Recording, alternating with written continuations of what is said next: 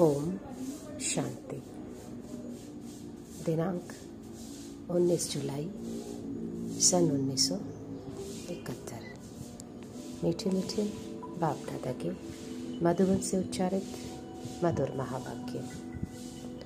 अव्यक्त वाणी का विषय है सिंपल बनो, सैंपल बनो। मीठे मीठे बाप दादा बोले, आज यह जो संगठन हुआ है इसको कौन सा संगठन कहेंगे? इस संगठन का नाम कर्म के प्रमाण कौन सा कहेंगे? कर्तव्य के आधार पर नाम बताओ। तो हर एक ने नाम बताए। जो सभी नाम वाले वह प्रैक्टिकल में अपना कर्तव्य समझकर बोला। प्रैक्टिकल में चल रहे हैं तो फिर क्या हो गए? बाप दादा बोले, सपूत और सबूत मूर्त। सपूत और सबूत मूर्त। अगर प्रैक्टिस में है तो सबूत मूर्त नहीं कहेंगे, प्रैक्टिकल में है तो सपूत और सबूत मूर्त दोनों ही है। यह ग्रुप सिंपल और सैंपल है। सिंपल बनकर सैंपल दिखाने वाले। सिंपल कोई ड्रेस आदि में नहीं, लेकिन सभी बातों में सिंपल बन सैंपल बनने वाले। जैसे कोई भी सिंपल चीज़ अगर स्वच्छ होती है तो अपने तरफ आकर्षित करती है। इस रीति से मनसा में भी जो संकल्प है संबंध में, व्यवहार में भी और रहन सहन में भी सभी में सिंपल और स्वच्छ रहने वाले सैंपल बन अपनी तरफ आकर्षित करते हैं। अगर संकल्प में व संबंध में सिंपल नहीं होंगे तो ऑल्टरनेट क्या होंगे? बाप दादा बोले, सिंपल अर्थात साधारणता। साधारणता में महानता हो। जैसे बाप साकार सृष्टि में सिंपल रहते हुए आप सभी के आगे सैंपल बने ना। अति साधारणता ही अति महानता को प्रसिद्ध करती है। तो साधारणता अर्थात सिंपल नहीं तो प्रॉब्लम बन जाते हैं। संकल्पों के भी प्रॉब्लम में रहते हैं। रहन सहन भी सिंपल ना होने के कारण औरों के लिए व अपने लिए कोई ना कोई प्रॉब्लम बन जाते हैं। तो प्रॉब्लम बनना है व सिंपल बनना है। प्रॉब्लम वाले सिंपल नहीं बन सकते। तो मनसा में भी सिंपल हो। अगर कोई मनसा में भी उलझन है अर्थात प्रॉब्लम है तो उसको सिंपल कहेंगे क्या? जैसे देखो, गांधी को सिंपल कहते थे, लेकिन सिंपल बन करके एक सैंपल बन करके तो दिखाया ना। उसकी सिंपल एक्टिविटी ही महानता की निशानी थी। वह हो गया हद का एक्ट। लेकिन यहाँ है बेहद के बाप के बच्चे बन बेहद की एक्ट करना। बाप दादा बोले, तुम तो विश्व के निमित्त हो ना। जैसे विश्व बेहद का है, बाप बेहद का है, वैसे ही जो भी एक्ट करते हो वह बेहद की स्थिति में स्थित होकर एक्ट करना है। वह एक्ट ही आप अपने तरफ अट्रैक्ट करता है। तो आकर्षण मूर्त बनने के लिए क्या करना पड़े? सिंपल बनना पड़े। यहाँ दैवी संबंध में भी अगर कोई सिंपल नहीं बनता, प्रॉब्लम बन जाता है, तो रिजल्ट क्या होती है? स्नेह और सहयोग से वंचित रह जाते हैं। जो साधारण सिंपल होते हैं उसके तरफ न चाहते हुए भी सभी को स्नेह और सहयोग देने की शुभ भावना होगी। तो सर्वस्नेही व सर्व के सहयोग प्राप्त करने के लिए व सर्व के सहयोगी बनने के लिए सिंपल बनना बहुत आवश्यक है। कोई प्रॉब्लम तो नहीं है। वह स्वयं प्रॉब्लम बने हुए तो नहीं हो। चाहे लौकिक परिवार में व व्यवहार में, चाहे देवी परिवार में, कभी अपने में प्रॉब्लम न इमर्ज करो, न कोई के लिए प्रॉब्लम बनाओ। अगर प्रॉब्लम बनते हो तो सेवा लेने वाले बन जाते हो। आप हो ईश्वरीय सेवाधारी। तो सेवाधारी अर्थात सेवा करने वाले, न कि सेवा लेने वाले। अगर सेवा लेने वाले बनते हो तो नाम प्रमाण कर्तव्य नहीं हुआ ना। खुदाई खिदमतगार सेवा देता है, क्योंकि दाता के बच्चे हैं ना। जैसे बाप कुछ लेते हैं क्या? वह तो दाता है ना। अगर प्रॉब्लम बनने के कारण सेवा लेते हो तो दाता के बच्चे ठहरे। कोई भी प्रकार की अगर एक्स्ट्रा सेवा लेते हो तो यह कभी भी नशा नहीं रहेगा कि हम दाता व वरदाता के बच्चे हैं। तो यह प्रवृत्ति वाला ग्रुप है कि निवृत्ति वाले हो। लौकिक प्रवृत्ति तो समाप्त हुई ना। लौकिक प्रवृत्ति को भी ईश्वरीय प्रवृत्ति में परिवर्तन किया है। जब तक परिवर्तन नहीं किया है तब तक अलौकिक स्थिति में एक रस नहीं रह सकते।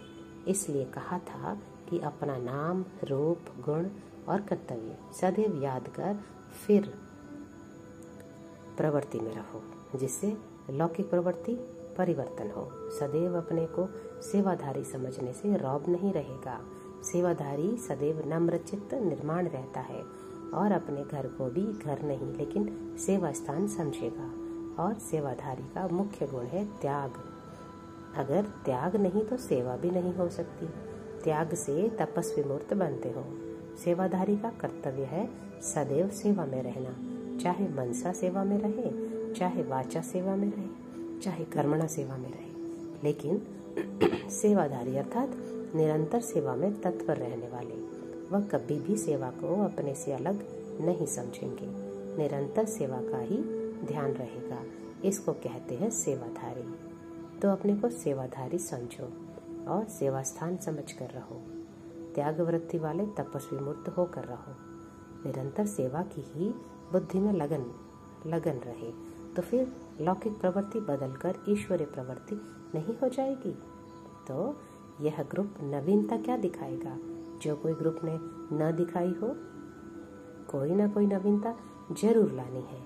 खास भट्टी में आते हो तो अपने में परिवर्तन भी खास होना चाहिए। वैसे तो चलते फिरते हो, लेकिन अब खास विशेषता लाकर अपना नाम विशेष आत्माओं में जमा करा के जाना। बाप दादा के पास कितने प्रकार की लिस्ट है मालूम है? आपका किस लिस्ट में नाम है यह मालूम है? अपना नाम विशेष आत्माओं में कर सको, इसका प्रयत्न करो। विशेष आत्माएं तब बनते हैं जब कोई विशेष कर्तव्य करते व विशेषता दिखाते हैं। तो विशेष आत्मा बन करके ही जाना। मर्जीवा बने हुए हो व बनने के लिए आए हो। बाप दादा बोले मर्जीवा बनकर ही ब्रह्मा कुमार बने व अभी बनेंगे। जब मर करके जन्म लिया तब तो ब्रह्मा कुमार कहलाया। मरकर नया जन्म लेना इसको ही मर्जीवा कहते हैं ना। नहीं तो जन्म लेने से पहले ब्रह्मा कुमार कैसे बने? बच्चे तो हो, अधिकारी हो, बाकी है सपूत बनकर सबूत देना। बाकी ब्रह्मा कुमार है तो मर्जीवा तो बन ही गए। मर्जीवा बने हुए हैं। यह स्मृति में रहने से फिर यह शरीर भी आपका नहीं रहा। यह शरीर बाप ने ईश्वरीय सर्विस के लिए दिया है। आप तो मर चुके हो ना, लेकिन यह पुराना शरीर सिर्फ ईश्वरीय सर्विस के लिए मिला हुआ है। ऐसे समझकर चलने से इस शरीर को भी अमानत समझेंगे।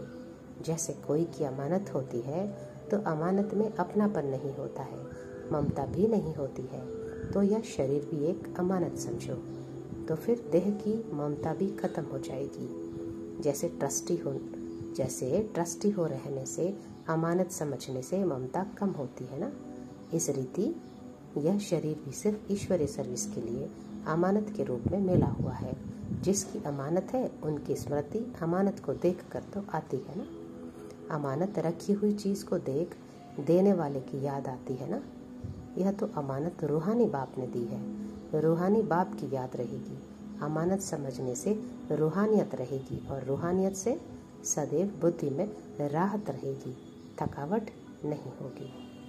अमानत में खयानत करने से रूहानियत के बदली उलझन आ जाती है, राहत के बजाय घबराहट आ जाती है। इसलिए यह शरीर है ही सिर्फ ईश्वरीय सर्विस के लिए। अमानत समझने से ऑटोमेटिकली रूहानियत की स्थिति रहेगी। यह सहज उपाय है ना। अब निरंतर सहज योगी बन सकेंगे ना। निरंतर रूहानियत की अवस्था में स्थित रहो। यह नवीनता दिखाना जो आप लोगों को देखकर सभी अनुभव करें कि यह तो सैंपल बनकर आए हैं। औरों को भी याद की यात्रा सहज बनाने के लिए सैंपल बनकर जाना। यह ग्रुप सैंपल बनकर जाएंगे ना। अगर एक एक स्थान पर एक सैंपल जाएगा तो फिर सिंपल बात हो जाएगी। अपना नाम क्या याद रखेंगे? सेवाधारी। सेवाधारी तो हो ही, लेकिन सेवा ऐसे करो जो प्रत्यक्ष फल की प्राप्ति करा सके। तो स्लोगन क्या याद रखेंगे? अपनी रूहानियत की स्थिति प्रत्यक्ष कर हर आत्मा को प्रत्यक्ष फल दिलाने वाले। यह है इस ग्रुप का कर्तव्य। जितना अपनी रूहानियत की स्थिति को पक्का करेंगे उतना प्रत्यक्ष फल दे सकेंगे। अगर रूहानियत की स्थिति को प्रत्यक्ष नहीं दिखाते तो फल भी प्रत्यक्ष नहीं दिखाई देता। प्रत्यक्ष फल दिखाने के लिए अपनी रूहानी स्थिति को प्रत्यक्ष करो। समझा? स्लोगन।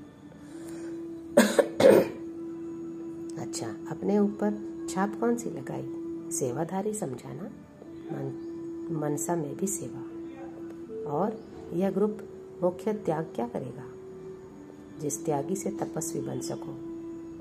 आपकी प्रैक्टिकल दिनचर्या में बहुत करके विघन रूप क्या होता है? एक शब्द में इसको कहेंगे रौब। इसलिए रूहानी रुहाब नहीं आता है। प्रवृत्ति में जो रौब रखते हो, मैं रचेता हूँ, वह व्यवहार का भी जो रौब रहता है, संबंध में भी मुख्य विघन रौब आता है, उसका त्याग करना है।